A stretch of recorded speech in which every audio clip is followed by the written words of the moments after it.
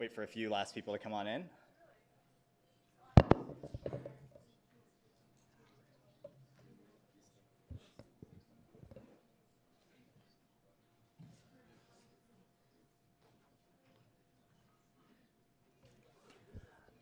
All right.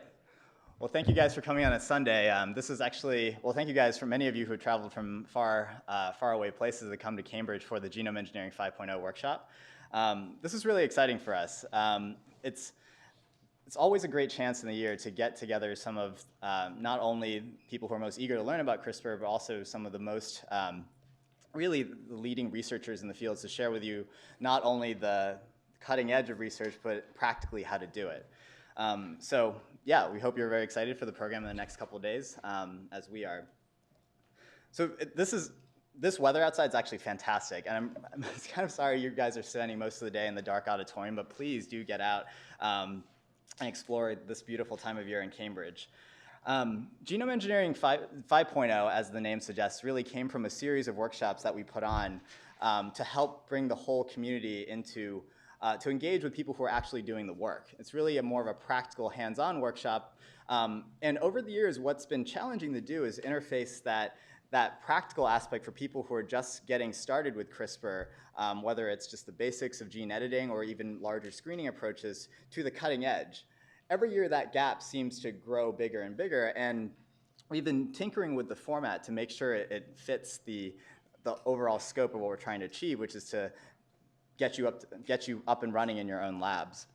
So this year what we have is on the Sunday, we have a workshop that's really for, it has some frontiers, but mostly it's a workshop about getting you familiar with the technology and all your questions answered. And over the next couple of days, there'll be really more of the frontiers lectures that are about the cutting edge research that has been happening in the field. Not only in our lab, but also done by many of the fantastic speakers on the program. So it's really exciting to have everyone here today, and let's get started. So I'm Winston. I'm one of the graduates of the lab. I defended my PhD in February, and I'm happy to be introducing a number of my both former and current lab members here today to share with you their knowledge. A couple of quick logistics things. Wi-Fi is available without a password. The Wi-Fi network is just Broad. You should just be able to connect directly to it. Most of the talks will be recorded, not all of them due to some proprietary or some sensitive data is being shared, but if you do miss something, you can always come back and look at the talks on the website. There's tables set out in the lobby with experts during all of the breaks. So there's a CRISPR experts table that's right out there. And in general, again, you'll see people in green shirts or red shirts with this logo, the Genome Engineering logo, and that's who you would want to approach and ask your question about how do you get started, specifics about reagents, all these things that we can, if we can't directly answer your question, we'll at least put you in touch with the right person who can. And lastly, this is like been a labor of love for our lab for the past couple of years, where we couldn't have, this has been just a huge production for the Zhang Lab every year. And really, you know, I think all the people coming here on a Sunday and over the next couple of days engaging with you guys, this is, I just want to give a big thank you to the Zhang Lab. And so, thank you, everyone. And there's someone I especially want to mention is Rhiannon McRae, who's just put together this fantastic lineup of speakers. Year after year, it's just, we've been able to get fantastic people just because she makes the effort to reach out and connect with them on a very early basis and come to a workshop for really just to share information. They don't get anything out of it beyond just speaking to you guys. And we also would just love to thank the Broad, who's been this auditorium, everything from the AV to the food that you're putting, that's all done by the events team, who's just been fantastic. And especially Joanna has been putting together the whole program, the logistics for today. Lastly, you guys, many of you paid less than the cost of, I don't know, your cell phone bills to come to this conference. And that wouldn't be possible without a bunch of our sponsors. So the Broad is certainly allowing us to use this beautiful space. We have AdGene, Benchling, Desktop Genetics, IDT, and Twist Biosciences. All of them help make possible this fantastic event that you'll be able to see over the next 3 days. One last announcement to celebrate the end of the week, I guess the end of Sunday, there is a happy hour tonight at Mead Hall, which is right across the street, and that's hosted by Desktop Genetics and Twist. So be sure to go to that and have some relaxation after a long day of learning new things. So the first speaker I'd like to introduce is another Dr. Nina Pazosha, who just defended her PhD very recently. She'll be giving you an introduction to the basics of CRISPR. Nina?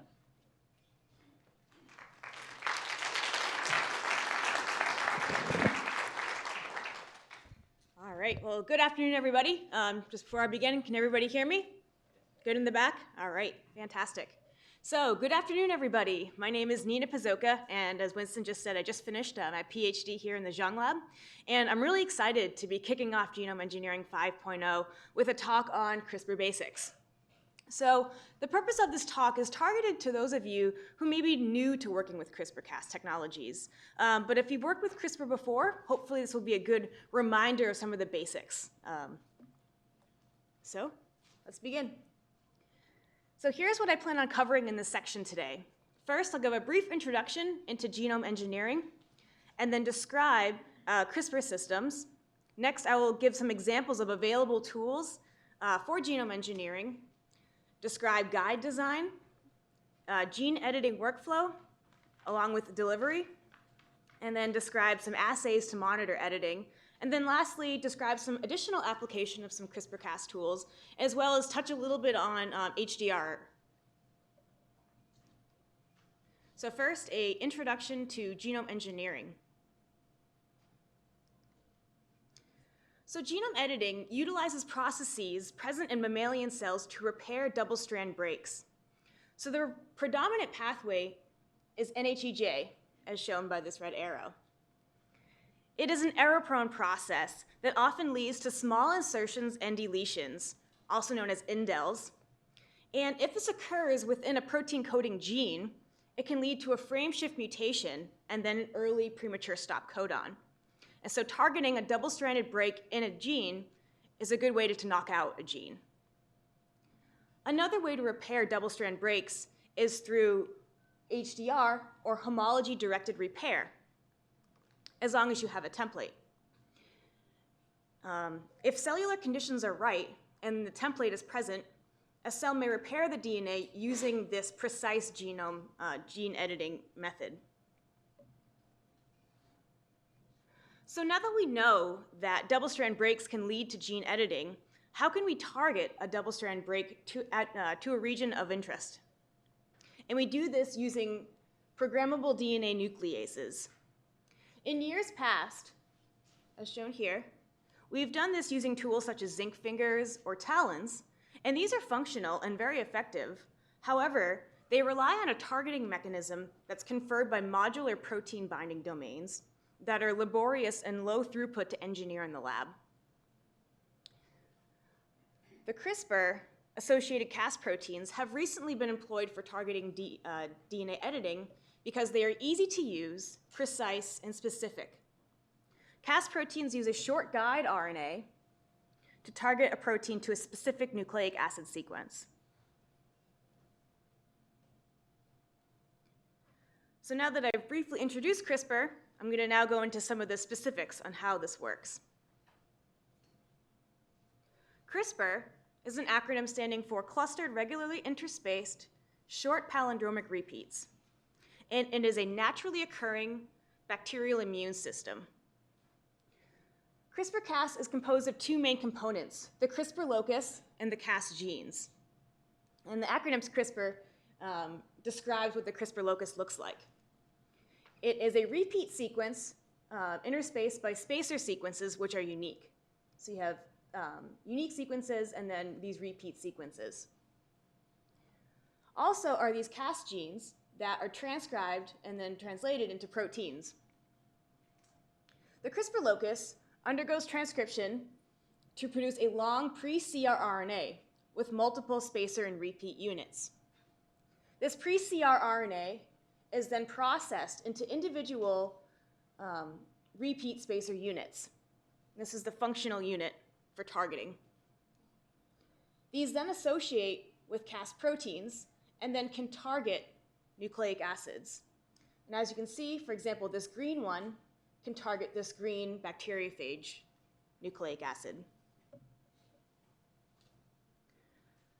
CRISPR systems are actually quite diverse, and they come in many different flavors. It's not just a single CRISPR-Cas system that occurs in different bacterial genomes.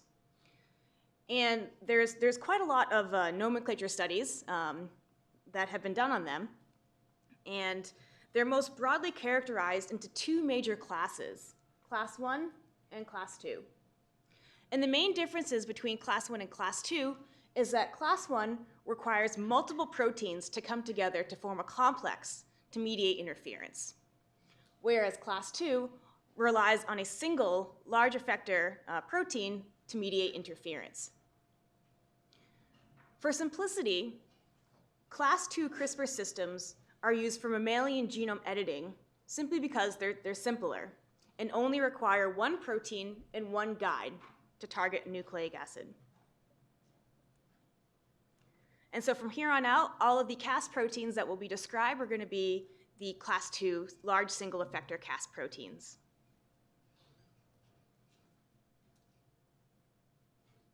To describe some of the key components of CRISPR-Cas-based targeting, shown here is the commonly used Cas9 protein from the bacterium Streptococcus pyogenes, or SP-Cas9. The protein, Cas9 is shown here in yellow, specifically interacts with a guide RNA, which is composed of two different parts. The sgRNA scaffold, also sometimes known as the direct repeat, is shown in red and forms a unique secondary structure that is recognized by the protein. The guide RNA also has a second part known as a protospacer, and this protospacer forms Watson-Crick base pairs with the nucleic acid, in this case DNA. Another key component for Cas9 targeting to DNA is this sequence called the PAM. And the PAM stands for the protospacer adjacent motif and is required for Cas9 binding and subsequent cleavage. For SP-Cas9, the PAM is NGG, but this PAM sequence can vary depending on which ortholog or Cas9 protein you're working with from different bacterial species. Cas9 makes a blunt cut, as shown by these red arrows, a few bases upstream of the PAM.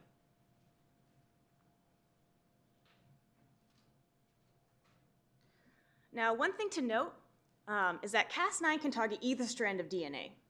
And due to the antiparallel nature of DNA, it's important to note that the guide is always complementary or base pairs with the strand of DNA not containing the PAM. And so if you're targeting the bottom strand, or if you're targeting this strand down here, the PAM is always complementary to the non-PAM strand. So this is just an important thing to keep in mind when designing your experiments. So shown here is the crystal structure of Cas9 and its domain organization. Cas9 has two nuclease domains, RUVC and H&H, each which cleaves one strand of the double-stranded DNA molecule. It has these catalytic residues, and if these are mutated to alanine residues, a catalytically inactive form of Cas9, which is also known as dCas9, can be created.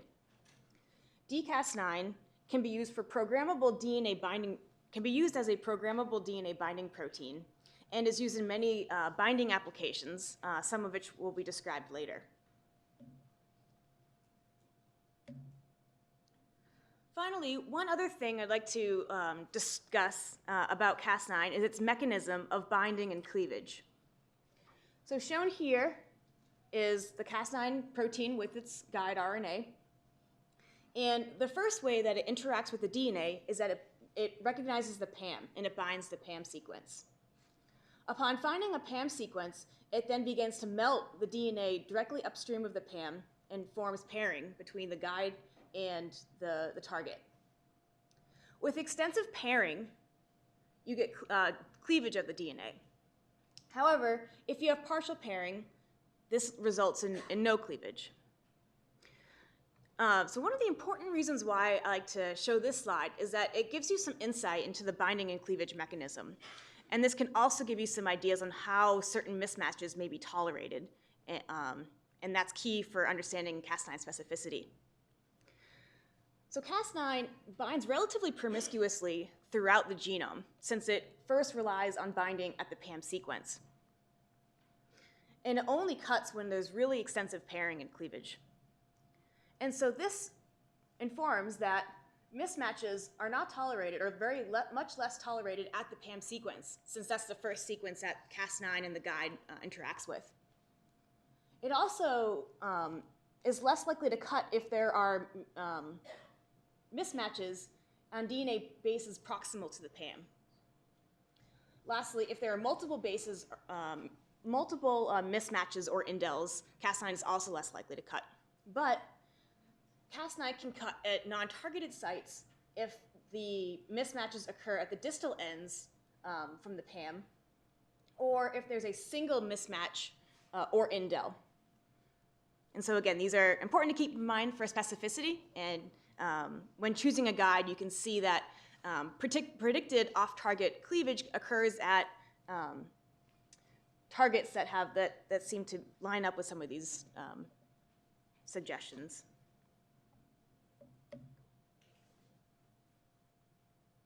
So next, I'll go through some available tools for genome engineering. When working with CRISPR in your lab, the first thing to do is really to consider your project's needs. And every project will have different needs and requirements, and these can be very key to help you select which CRISPR-Cas system that you decide to use for your experiment. And so when considering your project's needs, one of the first things you can think about is what species are you working with? There are multiple CRISPR enzymes that have been optimized to work in certain species. Next, is it very important to have minimal off-target cutting? For example, if you're making a targeted knockout and you want it to be just in the gene of interest, then having low off-target may be very important for your experimental design. Next, if you're working with a particular cell type or in vivo in mice, let's say, a certain delivery method may be required to target your certain cell type of interest. And so therefore, knowing the delivery method may help you determine which reagents that you use. And then finally, some enzymes are better suited to target GC-rich regions, whereas others are better targeted for AT-rich regions. And so understanding your genomic locus that you're working with can help you better understand which tool may be ideal for you to use. So after you consider your project's needs, you can determine which CRISPR nuclease to use, and then computationally identify your targeting sequence, and then you can test it.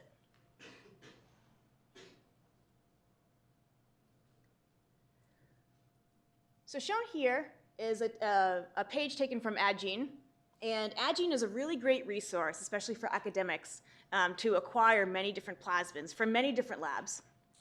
And you can really do many different things. You can cut DNA, you can activate, you can visualize, and so the number of tools that are available is actually really exciting, especially over the years, the number of plasmids deposited at AdGene are really, there's quite a lot of them. A quick note, so AdGene does have a table here in the lobby of Genome Engineering 5.0. And so if you have particular questions about which plasmids they carry, or if you want to chat with them, definitely recommend chatting with them. But for the sake of this basics talk, I'm going to focus solely on cutting CRISPR-Cas tools.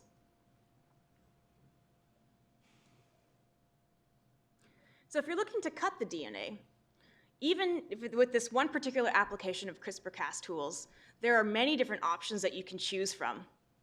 So first off, you can choose many different orthologs of Cas9, orthologs meaning coming from different bacterial species. For example, two orthologs that may be interesting to use include SP-Cas9, which is commonly used, and then SA-Cas9 is another one. Again, if you're looking to deliver using certain delivery methods, for example, viral methods, they have lentivirus as well as AAV-specific backbones that are very important to use in those particular cases. Also, they have Cas9s driven by different promoters, different selectable markers. There are additionally some Cas enzymes that have engineered to be higher specificity as well, so therefore lower off-target cleavage. There are even some enzymes that have altered specificity, so have been engineered to have different PAM requirements. And then lastly, there are even some inducible Cas9 constructs.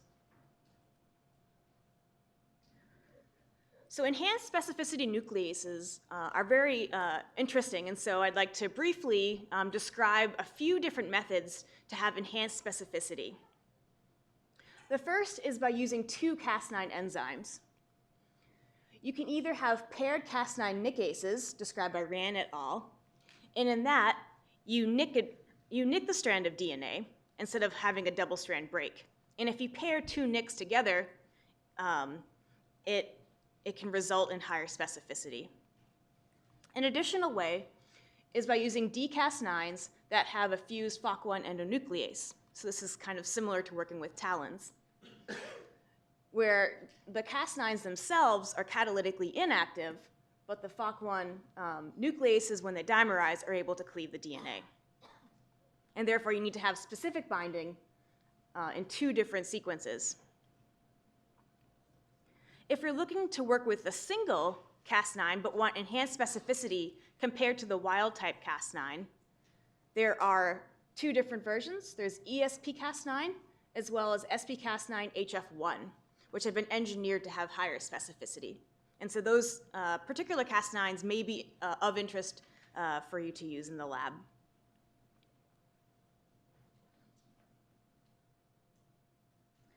I mentioned that there are multiple orthologs of Cas9 that can be used by researchers. Again, SP-Cas9 is one of the most commonly used ones. It's very robust, works very well, but it's a bit large compared to another ortholog known as SA-Cas9. One of the key interesting things about SA-Cas9 is that it's very small, and it's small enough to fit into an AAV viral backbone. And if you've worked with AAV before, you know that it has very small packaging limits.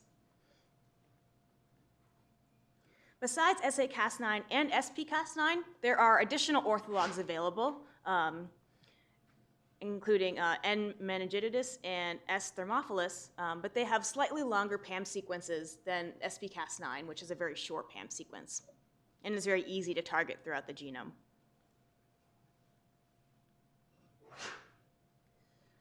So up until now, I've been describing Cas9, but there is another single effector DNA nuclease that has been recently described, and it's called CPF1. So it is a completely different protein, but it also cleaves DNA. It has a RUVC domain. And another interesting thing about CPF1 is that it's able to cleave its own CRISPR array.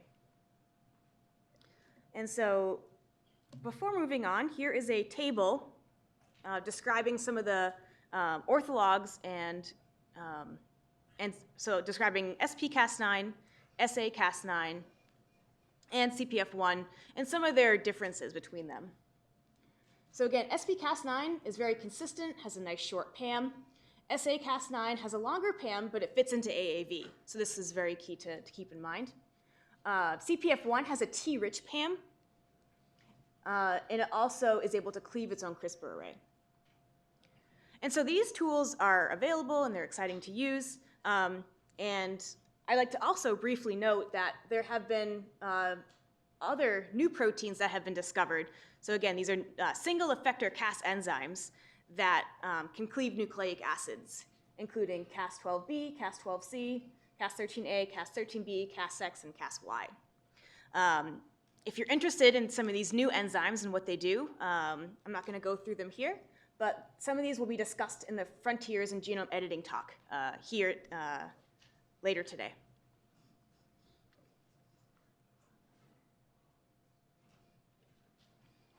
So next, after deciding on which Cas enzyme you'd like to work with, it's then good to design your guide.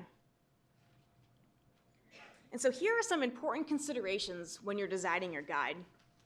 So first, again, you need to figure out which Cas enzyme you're going to use, because this dictates your PAM sequence that needs to be adjacent to the target, the length of the guide, and the direct repeat sequence that's associated with that particular Cas enzyme. Again, you also need to you need to know which species you're working with. And this is key because if you're working in a cell line or in an animal, this can dictate it can dictate the off-target analysis and where cleavage events may occur outside of your target area. And then lastly, when selecting your guide, it's important to keep in mind if you're doing a knockout or a knock-in, because this can slightly alter where a cut site may occur. A knockout needs to occur in an early constitutive exon, whereas a knock-in, so let's say if you're trying to knock in a large piece of DNA or do HDR, usually needs to be as close as possible to the site of alteration. And so the overall goal here is to select a target in your region of interest that satisfies the requirements, so for example, the PAM, and reduces the probability of off-target cleavage.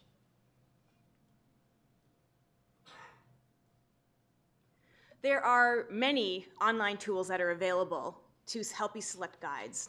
And these are key to use, especially if you're looking for genome-wide off-targets, because genomes are very large, and these tools are very quick and easy to use. Here, with so many tools, one might ask, what's the difference? Why would you use one tool over another tool? And here I reference a nice review by Tycho et al. That goes through some of the differences between some of these different tools. Some tools support many different genomes. Some tools are better for looking at particular orthologs of Cas9. And then another key thing to note is that some tools consider off-targets with indels. So this was later found that certain indels can be tolerated by Cas9 and result in cleavage. And so if you're looking for limiting the number of off-target or having an idea of which off-targets are possible, selecting a tool that considers off-targets with indels may be very important for you to use. And so since this is a basics talk, I'd like to briefly go through an example. And just for today, I've decided to work with Guidebook. So Guidebook is by Desktop Genetics, and also like to briefly let you know that Desktop Genetics also has a table in the lobby. So if you have particular questions about this tool or anything else they do, I highly recommend that you seek out their table and ask them some good questions. So if you're using Guidebook here, to select a guide RNA, it'll first ask you, what are you using this guide RNA for? And so for today's example, I decided to create a guide for a knockout. When you select a knockout, it'll next ask which genome you're working with, again, to figure out the genome-wide off-targets, and then ask you which gene are you interested in knocking out. In this case, EMX1 is one of our favorite genes in the Zhang lab to knock out or to work with. If you're looking to simply make a cell line, this is actually a really interesting feature that Desktop Genetics will let you know if there's a cell line that's already commercially available and you can get. If you're looking to make a specific mutation or change, then you might want to make your own guides. And so after selecting your gene, you press Select Guides.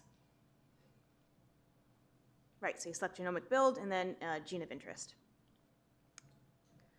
So this is the page that comes up. It shows you multiple different isoforms. And then right here, these are all showing you where guides are located. For example, this is number 35, this is the PAM sequence, and this is the target. Here shows multiple different guides that could be used to target this particular gene. Here, you can filter based on predicted activity, and you can also select guides to complete off-target analysis, as shown over here. And the cool thing about this off-target analysis is that it gives you off-target hits or predicted regions within the genome that are expected, or it's possible that an off-target cleavage event may occur, as shown in this table right here. Another key thing to keep in mind is that this off-target analysis gives you an idea of where this off-target hit occurs. For this particular guide, you see that there is one potential off-target within a coding region, and so this could be potentially not good depending on the guide that you're using. Whereas if it targets a non-coding region, although this could alter non-coding areas of the genome, may be all right if there's a couple potential off-target hits in a non-coding region. So now that I've described how to select the Cas tool that you're working with and to select your guide, now I'd like to go through the workflow of how to edit your genome and deliver it. So here's a brief timeline to test a guide or to generate a knockout cell line. So first, during the first day, we'll require just in silico preparation. So choosing your Cas9 or choosing your Cas protein to work with, selecting your guide, and then ordering reagents. Next, you need to construct your reagents, so do some molecular cloning. And then you can transfect into a cell line if you're working with a cell line and test it. To see if your guide worked, you can assay a pool of cells for on and off-target cutting. If you're looking to simply create a knockout cell line, after you assay your pool of cells and you see that you have a knockout cell line that is generated, you can then do clonal expansion and then screen these clones to see which ones have your knockout of interest.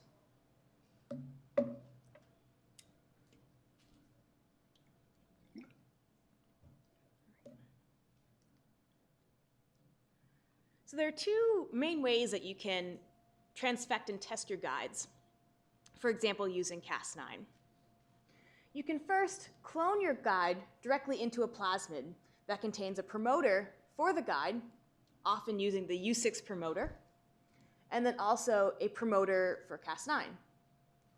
And doing this method, so putting the guide into your plasmid, often results in higher efficiency, because if the cell receives the plasmid, it gets both the guide and the enzyme. And it's a single construct of transfect. However, if you're working with multiple guides, you can transfect them individually.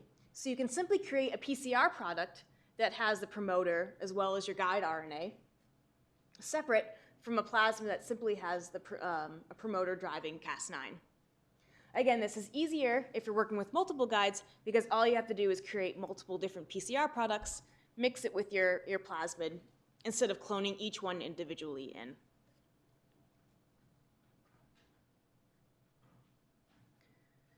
So briefly, a note on transfections. So the key thing here is that transfections will really depend on the cell type that you're working with. So the reagent that you use and the protocol that you use will depend on your own cell type. So it's best to reference the literature or ask other people who have worked with your cell line of interest. For our lab, and if you're just trying to test out a guide to see if it works, we often use HEC293 cells. You can also use N2A cells. And we use the transfection reagent lipofectamine 2000. And here's a brief description of our transfection protocol. We plate cells so that they're about 70% confluent the day of transfection. And then we transfect about 500 nanograms of the plasmid, and if it has the guide with it, or 400 nanograms of the plasmid with just Cas9, and then 100 nanograms of the PCR product. Again, this will really vary depending on which cell line that you're using, but just to give you an idea of how we've done it in our lab.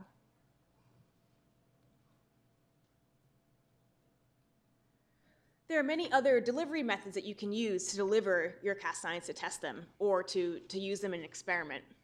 So again, you can transfect using these mammalian expression vectors.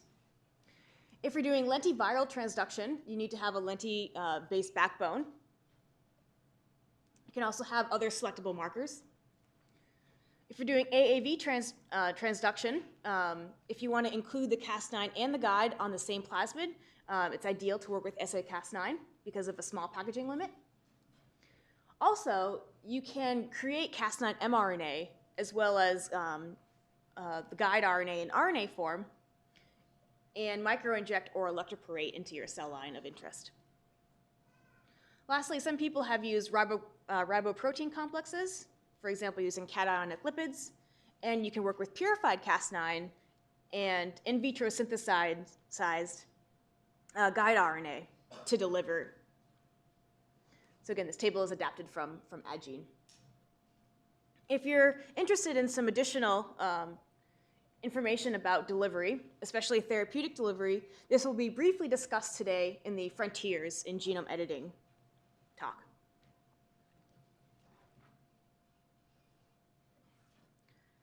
So assays to monitor editing. Shown here is an example of some indels that you can expect to generate using Cas9 targeted double-strand breaks.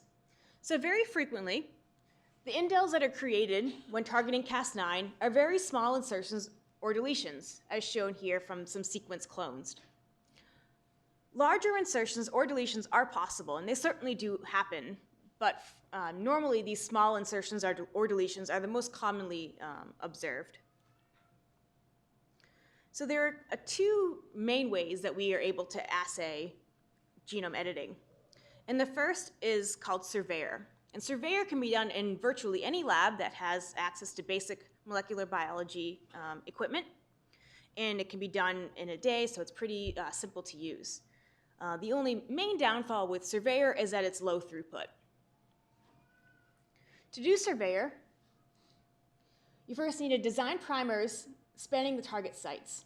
And so if this is some of the pool of genomic DNA that you're working with, and there's an indel right here, you want to design primers so that there are about 500 to 800 base pairs of a PCR amplicon. You then want to amplify this genomic DNA. And it's very key. One of the key things about doing a Surveyor protocol is to have a very clean amplicon, because any smears can alter your analysis. Next, you want to melt and re-anneal the DNA in some buffer. And so when you rehybridize, you go from this indel here, can rehybridize randomly with other genomic sequences. This creates bulges in the DNA.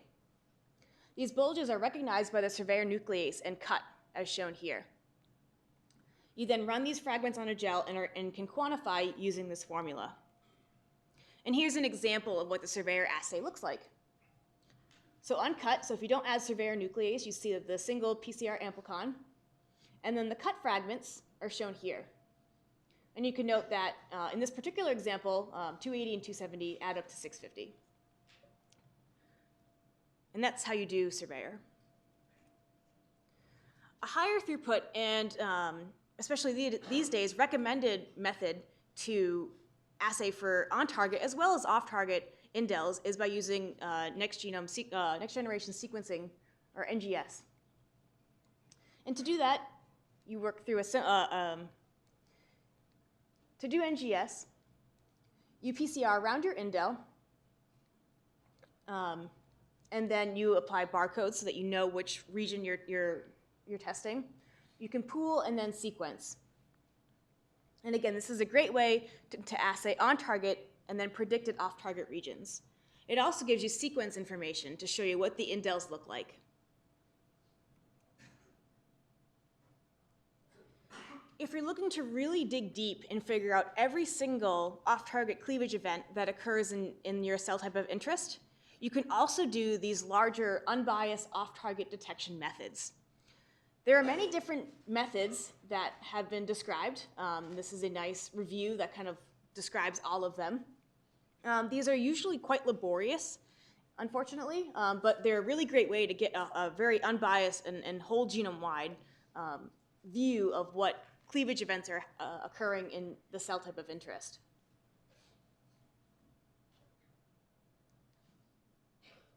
Additionally, published very recently, are two other in vitro methods to detect, to do unbiased off-target detection.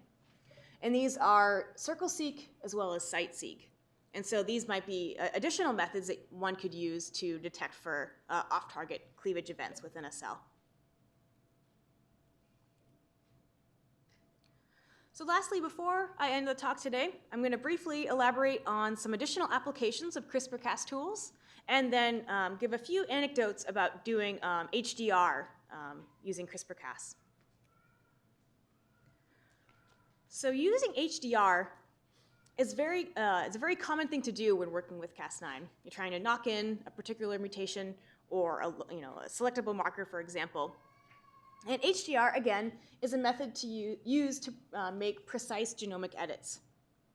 To do HDR, all you need to do is to have a Cas nuclease cut very close to your target of interest, and then provide a template that you want to integrate, but provide a template to template the change that you're interested in making. So one of the key things that I'd like to highlight before I just go into a little bit more about doing HDR experiments is that CRISPR-Cas technologies generally work quite well in many different cell types. However, it's very key to note that HDR efficiency really depends on your cell type. And so you might have cutting events that occur, but HDR can often be the bottleneck when doing these experiments. And so I'll provide a few anecdotes on doing HDR, but if you're looking for particular information, I highly recommend that you attend these talks later in this, during Genome Engineering 5.0. There's a nice talk about homology-independent targeted integration, and then there's another talk by Beaulieu about base editing. And so these might be of interest to you if you're looking to do HDR. To do HDR, again, you need to cut as close as possible to the site of interest. So this is actually done using TALENs, but can also be applied, this information can be applied using CRISPR-Cas tools. And it showed that the closer you are to cutting at the site that you're hoping to make your HDR change is ideal. In addition to cutting as close as possible to your HDR site, you need to provide a template, and templates can either be linearized plasmids or single-stranded oligonucleotides. Linearized plasmids are good if you're working with longer modifications, whereas SSODNs can be quite high efficiency, but they have very short lengths.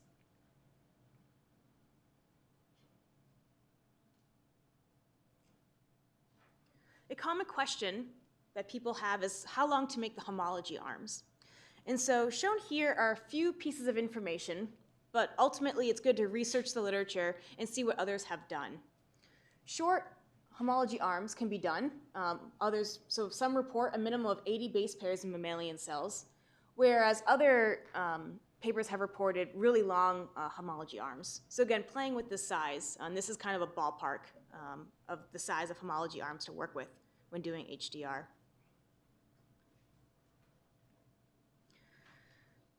So again, Cas9 cleaves very efficiently, generally, in most cell types. And so to increase HDR efficiency, there are a few tricks and tools that people have developed. And one relates to the different ways that a double-strand break is repaired in a cell. So again, the predominant pathway for repairing a double-strand break is NHEJ. And so if you help inhibit that pathway, this can help promote the repair of a double-strand break using HDR. And so to suppress this pathway, you can use shRNA gene silencing to target some of these proteins, or there's also an SCR7 ligase 4 inhibitor that has been used. Another interesting method that has been described is shown here by Richardson et al. And it takes advantage of the mechanism by which Cas9 cuts its DNA. So when cutting the DNA, Cas9 is known to hold on to the strands of DNA shown here by these X's. Whereas this strand here is able to breathe, they say, or kind of comes out of this complex. And so after duplex cleavage, if there's a complementary DNA that anneals to the strand, it can help pull it away out of the site, leaving this area open and therefore more amenable for HDR. So a few other HDR strategies that I'll briefly mention. One is by Paquette et al., and it's called CORRECT. It's a two-step method for short HDR alterations that are distal to the PAM sequence, as shown here as M. So this method helps reduce a common problem that occurs because sometimes indels can occur in the same sequence as an HDR event, especially if it's a small alteration distal from the PAM. Another interesting method described here is an interesting co-selection strategy that allows you to enrich for cells that has undergone HDR.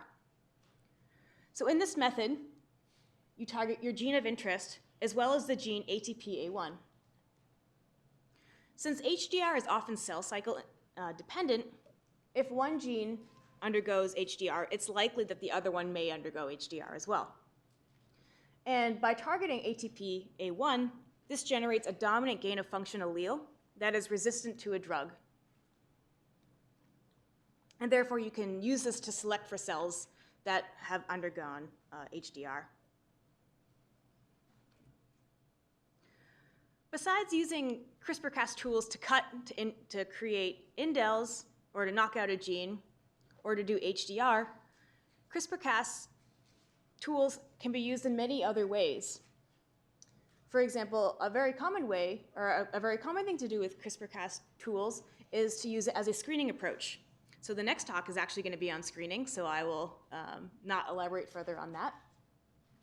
CRISPR-Cas tools can also be used to control transcription, label DNA, and can also be inducibly utilized.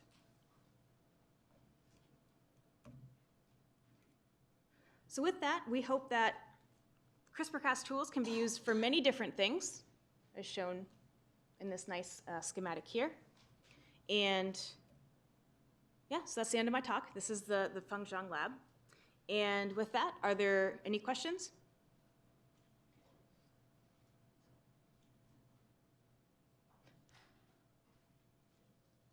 Well, if you don't have any questions now, feel free to come to any of us in the green t-shirts later during the talk.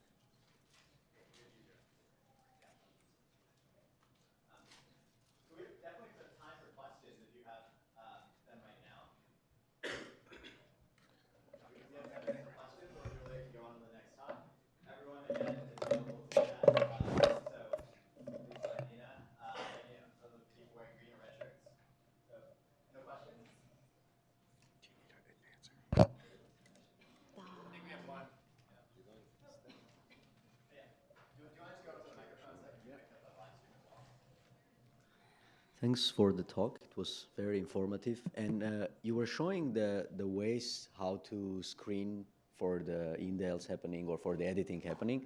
And you were showing the surveyor or the next generation sequencing. There is one method that is called TIDE. Have you heard about that? Did you check how efficiently it's detecting compared to surveyor or the next generation sequencing?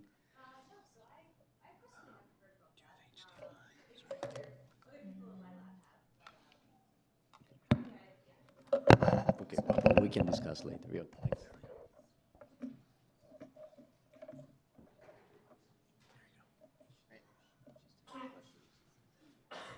more questions? Yeah, thanks for your nice talk. So my question is regarding the delivery. Thanks. So you mentioned a few delivery methods. So is there any way it's better than the others? Or the other question related to delivery is to say how effective are the methods, and then how do we care how much they get into the membrane and then get to the nucleus? So are you asking Three which, questions. So, so which okay, so can Number you, one. what's your first question, yeah? Different delivery methods. So from your experience, are there any ways one is better than the others? Okay, so so preferred or suggested delivery Sure, methods? sure. So normally in our lab, we usually work with cell lines, and we work with a really easily transfectable hex cell line. And so we use lipofectamine, and we can get almost 95, almost very, very efficient transfection.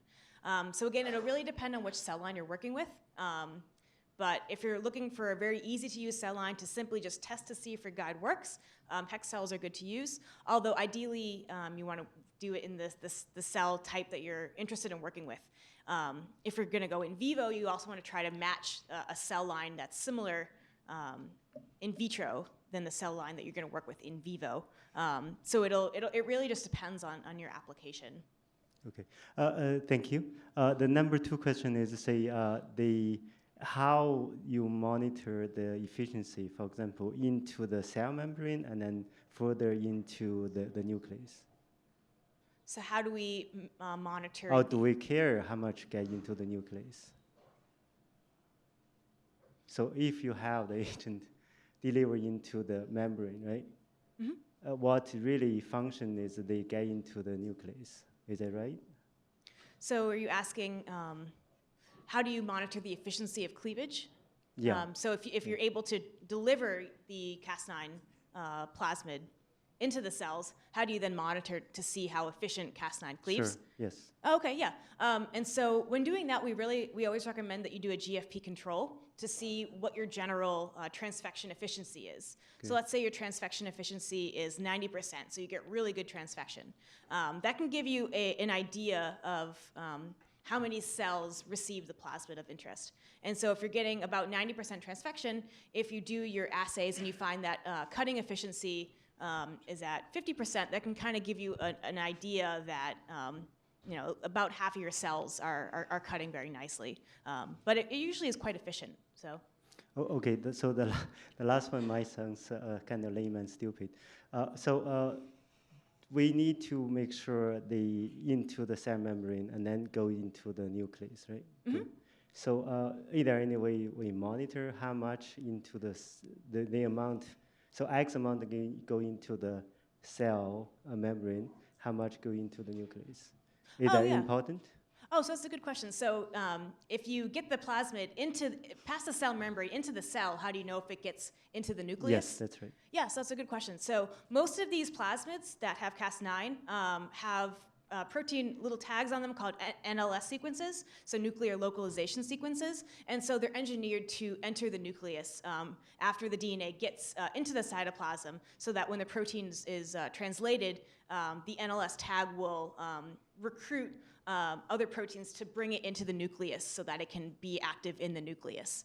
Okay, so the efficiency you mentioned earlier is actually the overall efficiency, mm-hmm. go into the membrane and then go into the nucleus. Yeah, exactly. Okay. So usually when you're testing for the efficiency of how well genome engineering works, you often look at the DNA. And looking at to see if there are indels at your target. And so since you're assaying the DNA, which is the final, so that is, to work on the DNA, the Cas9 enzyme needs to get into the nucleus, so that's already kind of accounting for that. Thank you very much. Sure, Thank you. Yeah, you're welcome.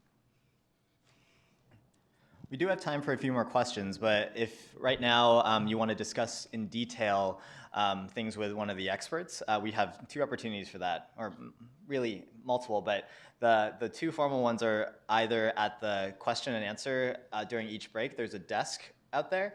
And then also around, if you go outside right now, you'll see a bunch of posters that are lining the lining the atrium. And those posters each have different topics, and you can go to a delivery poster. You can look for ones about screening, go find applications about, or questions for in vivo specific applications. So there's a number of opportunities to go get your questions answered there as well.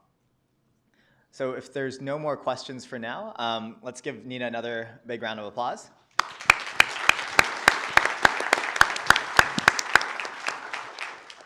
Great, and it's my pleasure to introduce Julia Zheng, who's another member of the Zheng Lab. She she'll be talking to you about the basics of genome-scale CRISPR-Cas9 screening. Julia actually published a Nature Protocols paper in really the past couple weeks. It came out, right? Like about a month ago?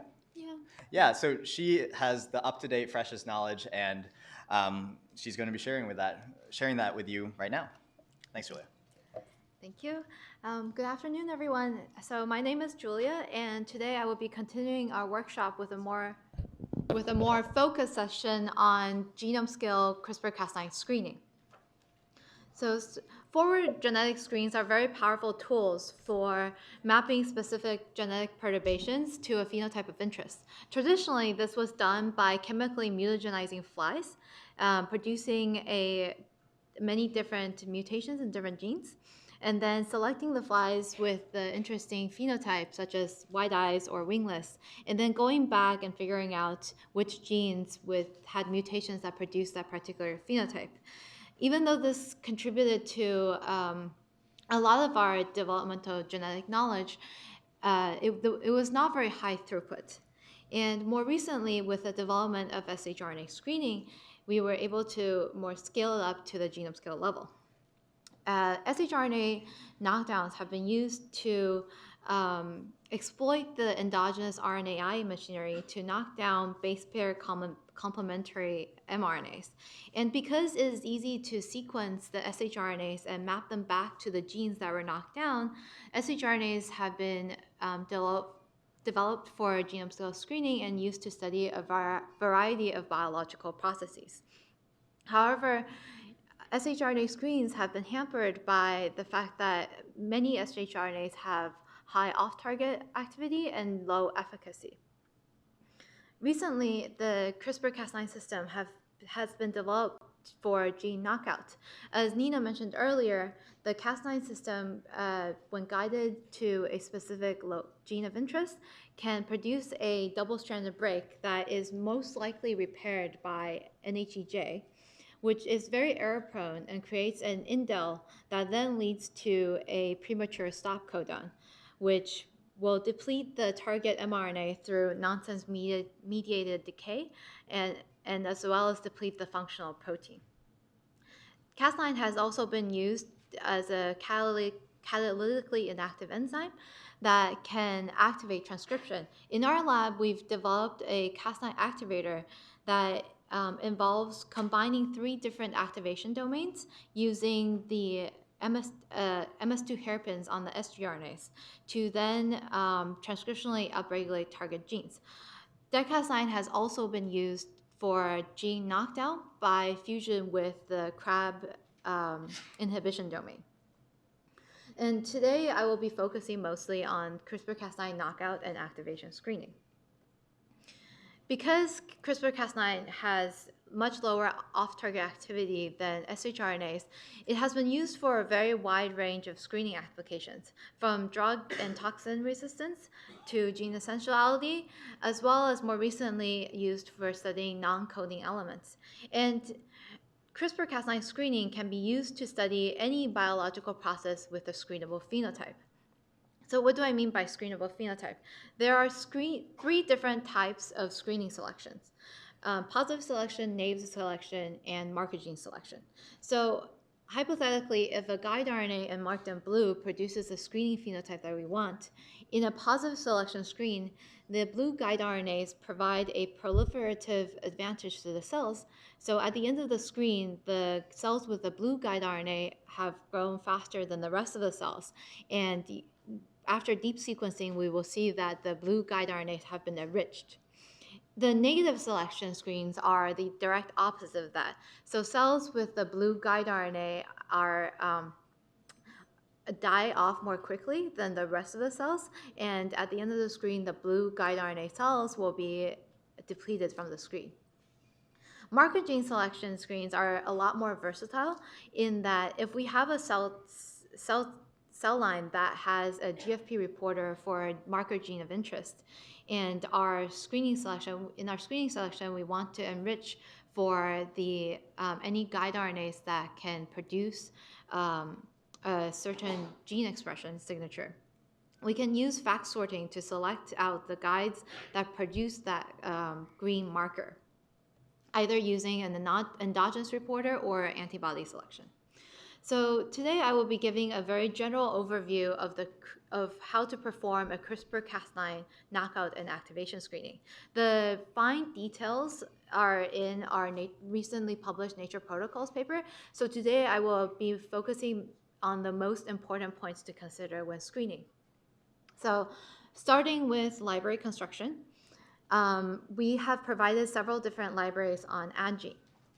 And these genome-scale libraries include guide RNAs that target either the human or the mouse genomes. For the gecko knockout libraries, we have provided this library in a 1-vector or 2-vector system. And for the Cas9 activation libraries, we have it in a 2-vector or a 3-vector system. For library construction, there are times when we want to screen for a smaller targeted set of genes. And this is most useful when we are only concerned with a subset of genes. For example, if we only want to target genes that are druggable or kinases, for example. And by reducing the number of genes that are targeted in our library, we also reduce the number of cells that are required for screening. And I will go into the number of cells that are required for screening in a few slides. And so in our protocol, we provided a script for isolating the subset of the sgRNAs from any of our genome scale libraries. In addition, we have also provided a custom library design script. This is useful for designing, for example, a library that targets all introns, all enhancers, etc. And starting with identifying a genomic region of interest, we then select a certain number of guides that our script focuses on minimizing off-target activity as well as maximizing on-target activity, and then selects for guides that are easier to synthesize based on a number of criteria. In our custom library design script, we recommend to include multiple guides per target, and it is very important to include non-targeting guides in the screen, especially when you are setting up the screen for the first time. It's useful to have those non-targeting guides so you know whether or not your screen is producing a lot of false positives, for example, or if your screening parameters still need optimization. For either the targeted or the full custom library, we provide a custom library cloning protocol that involves PCR amplifying the synthesized oligonucleotides, and then Gibson assembling the oligos into a plasmid of interest. During this cloning step, we have a table in the protocol that tells the user how to maintain the representation of the guide RNA library by scaling up each of these reactions accordingly. The next step is super important. It is to verify that the sgRNA distribution in the library is fairly even. And we provide a 1-round PCR protocol for amplifying guide RNAs for NGS verification. We also provide a Python script to analyze the NGS data and determine if the guide RNA distribution is good enough to proceed based on several different criteria. So now that the library is complete, the next step is to package the library into lentivirus. Most CRISPR-Cas9 genome-scale screens use lentivirus because the lentivirus integrates into the genome, which is very important for doing any sort of cell proliferative screens, because the guide RNA copies will get amplified as the cell divides. our protocol includes both a lipofectamine and a PEI version for making lentivirus. PEI is very good for making large-scale lentiviral preps because it is very cheap and easy to make. AAVs, in addition, can also be used for non-dividing cells only. So next is the transduction and selection part of the screen. The transduction portion involves either spinfection or a mixing method. It entirely depends on your cell type of interest. Spinfection is more commonly used for fairly robust cell lines like HEK cells or cancer cell lines. And the mixing method I've been using personally for stem cell transduction or primary cells. And the titer portion of the screen is very important for determining the multiplicity of infection. The multiplicity of infection, or MOI, measures the number of cells that survives the selection versus the number of cells that survives without selection. And to determine the lentivirus titer, we will use many different amounts of lentivirus supernatant on a certain number of cells, and then calculate the MOI for each lentivirus supernatant volume condition. And the MOI is very important, and we set it to less than 0.3 for the guide RNA library, especially because we want to ensure that most cells in your pooled screen have only one guide RNA introduced. And after titering the lentivirus, we can scale up the transduction protocol accordingly. So how to scale up the transduction protocol? For example, for a library with 100,000 different guide RNAs, we recommend greater than 500 cells per guide RNA coverage. What this means is that during transduction, because we are transducing at an MOI of 0.3, only 30% of the cells are going to survive. So for transduction, you would have to start out with 167 million cells. And then during the screen, we continue to maintain this 500 cells per guide RNA coverage, which means that throughout the screen, every single time you pass a cell, you maintain 50 million cells. So this is why potentially doing a targeted screen for cell lines that are difficult to work with could be very helpful because of the number of cells that are required for a genome-scale screen. For knockout transduction, if you are using the two-vector system, you have to first transduce Cas9 at an MOI of less than 0.7, and then transduce the guide RNA library.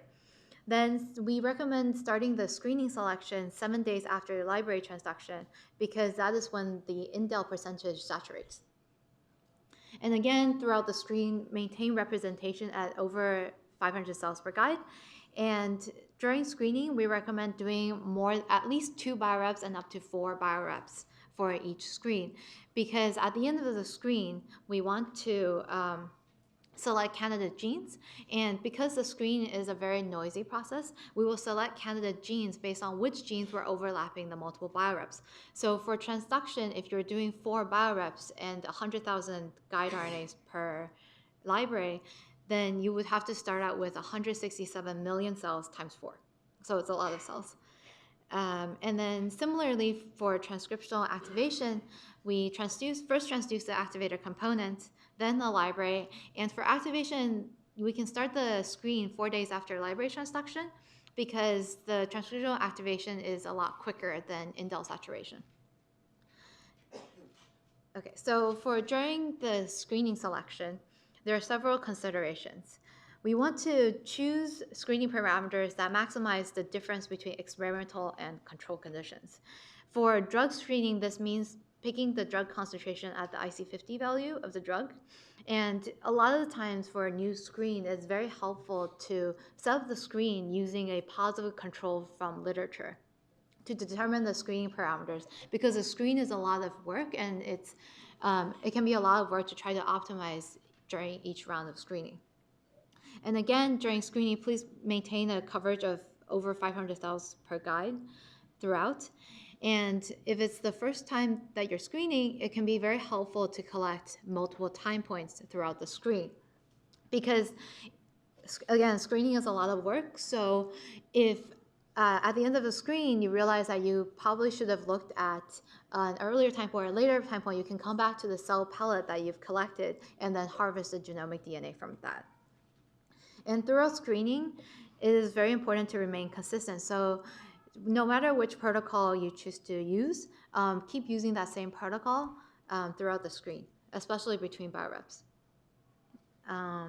Okay, and the next step is to harvest and analyze the screen.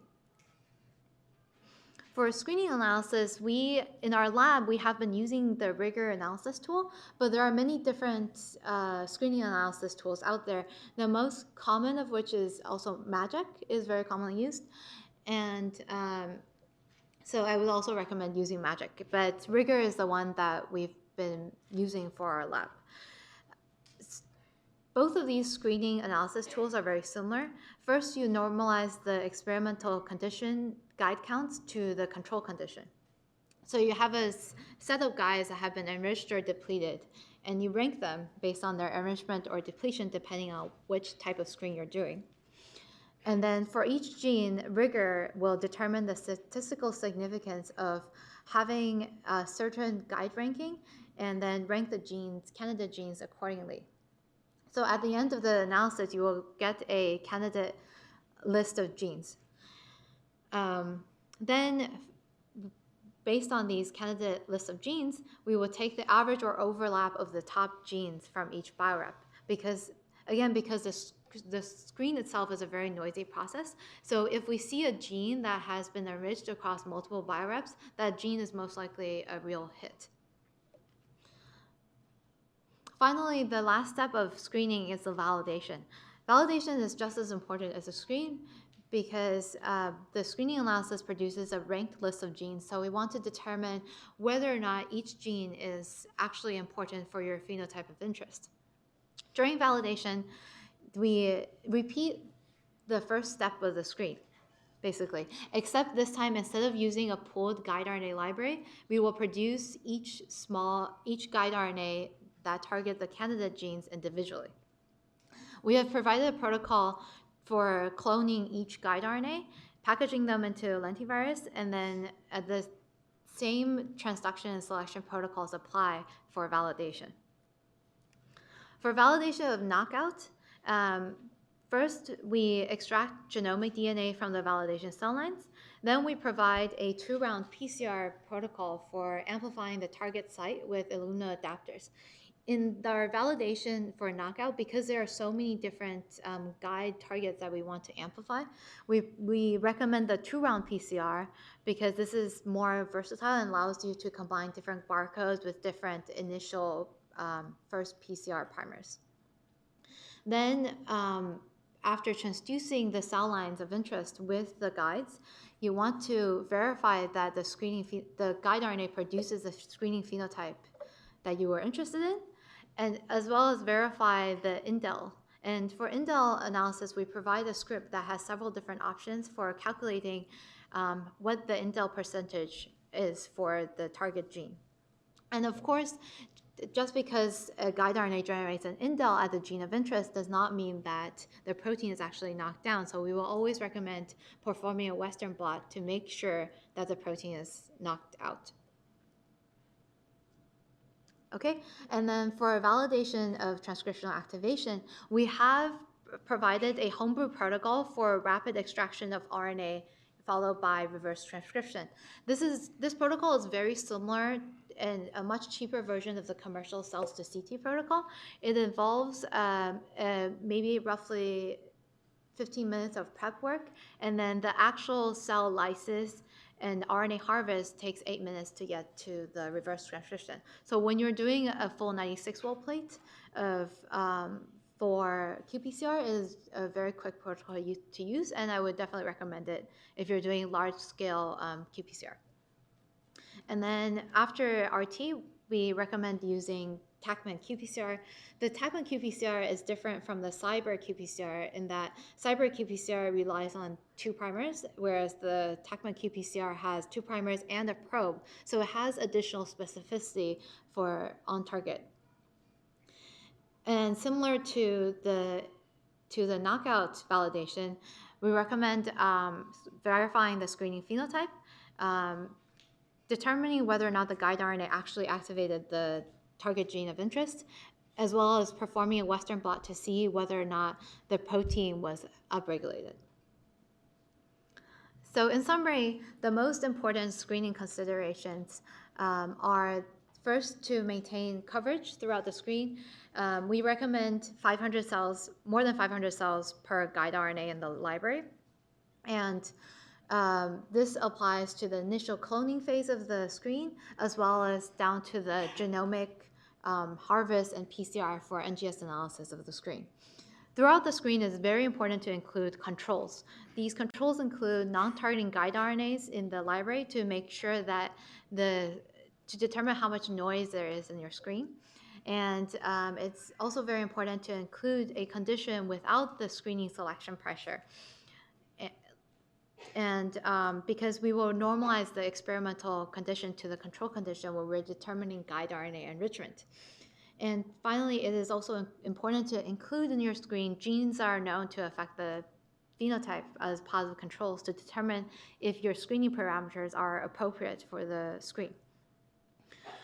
And finally, it is important to remain consistent throughout the screen. So using the same protocols for screening and validation, doing the same transduction protocol for determining the lentivirus titer and for screening, for example.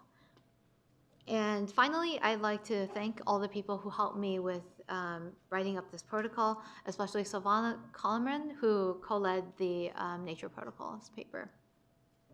And with that, I'll take any questions.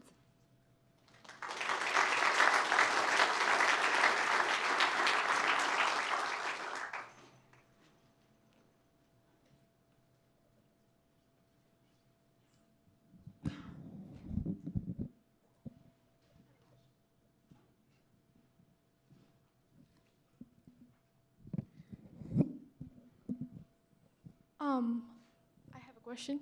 So I read this paper that says the nucleosomes impede the Cas9 access to DNA. Do you take into account where your gene of interest is or how it is packaged in the DNA in the cell line when you are screening or targeting it? So the Gecko library does not do that. I don't know of any library that actually does that. It seems like you're saying that the nucleosomes will impede Cas9 binding, right? Yeah. It seems like from the literature, it does not affect the indel rate that much, especially after 7 days of selection. Okay. That's based on my understanding. And so I think most libraries are more concerned with the potential off-target activity and the on-target efficiency of the guide RNAs rather than nucleosome blockade. So you mean that even though if it's packaged tightly, you would still get the same result? What are you looking It seems out like for? it doesn't make that much of a difference after 7 days Okay. of transduction, yeah. Question over here. I have a rather practical question. So the oligos that you guys use for either amplifying the library or cloning the guides, do you always use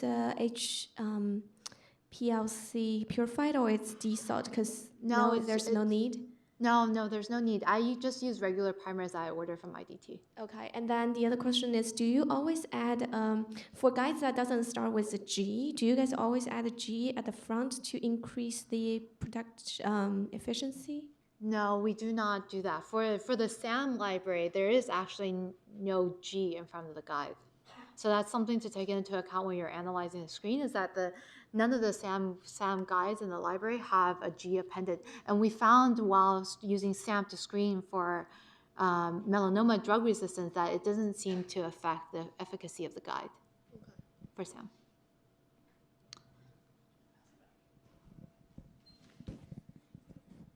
Thank you for your talk. Which Cas9 did you use for this screen? And how would that be different using different Cas9s? So in our lab, we have only used the regular Cas9, SP Cas9 for screening. We have not tried screening yet with ESP Cas9. And for the SAM libraries, we screen with the SAM dead Cas9. Thank you.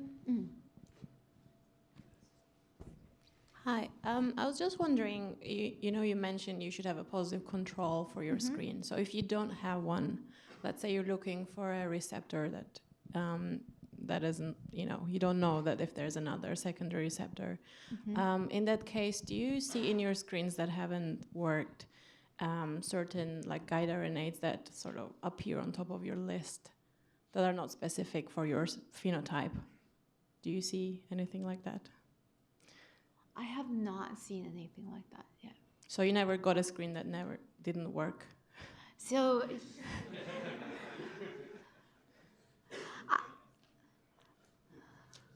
they might be guide RNAs selected for proliferation. Those cells might be just surviving better than the others for certain reason, not because selection worked. so usually we have the control non-treated condition, and those, by normalizing the experimental condition to the control condition, you can weed out all the guides that are just provide a proliferative advantage instead of like a proliferative advantage in the presence of your drug, for example. In our lab, we generally use a pretty robust model for demonstrating our screens, the melanoma BRAF resistance cell line. So we have not seen as much of that. Yeah. Thank you. A question here. Can you speak a little about the sort of the spectrum of fast dividing cells to slow dividing cells to non-dividing cells, and which one of these do you, is that something that you need to take into consideration? And if you go to a non-dividing cell, your experience with AAV? I have not had, personally, I have not had as much experience with that. Most people still use the lentivirus just because it integrates in the genome and you do not have to deal with whether or not a cell is fast dividing or slow dividing. The only thing I can think about is the time point at which you end your screen might be different depending on how fast your cell is dividing if you're looking at a proliferative screen, or like how you will maintain your cells during the screen. That can matter. But we have not done the experiments to test out whether different delivery methods matter for different growth rates for cells.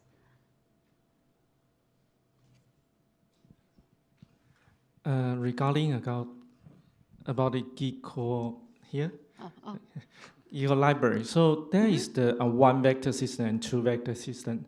So in terms of the this 1 and 2, for the specificity or selected, is any difference between these two, or it will be just one step or two step different? The main thing that people have said for the one vector and two vector system is that, besides the fact that the two vector system is two steps, is that when you're packaging the lentivirus, if you're using a one vector system, because it's such a large plasmid, your lentivirus titer would be lower. That's the main difference that people have said. Thanks.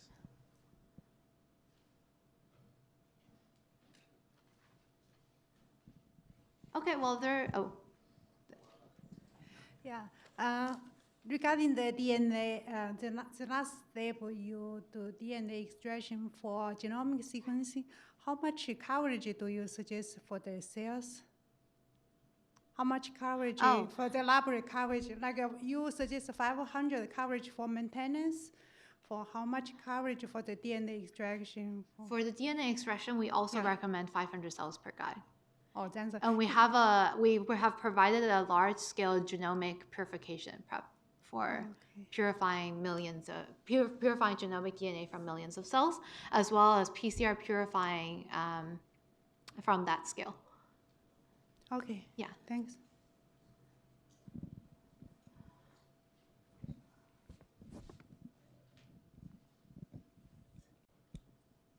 Can you hear me?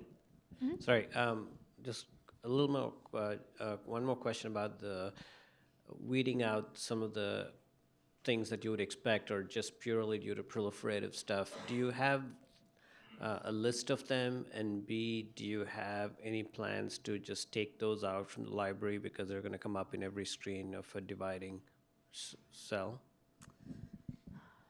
So the proliferative genes depends on each cell type. Of course, there are a lot of the genes that are overlapping, but normally we just recommend doing a control to normalize to. So a control non-treated condition, so that when you normalize, the guide RNA that produces the proliferation will not be seen as enriched in your experimental condition. Of course, if cell number is an issue and you do see a lot of the proliferative guides in your final sequencing, and you'd like to reduce that, there is also the possibility of doing a targeted screen, and we've provided a script for isolating the sgRNAs that target the rest of the genes. Thank you.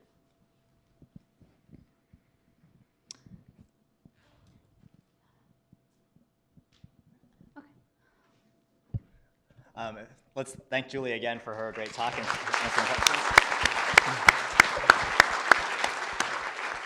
So we have a break coming up, and we're starting a few minutes early. The break goes until 2:50, so there's several announcements to make before we do that. One, if the speakers for the short selected talks come up and please give me their talks on a flash drive, the change is pretty fast, so we'll try to upload it on the same computer.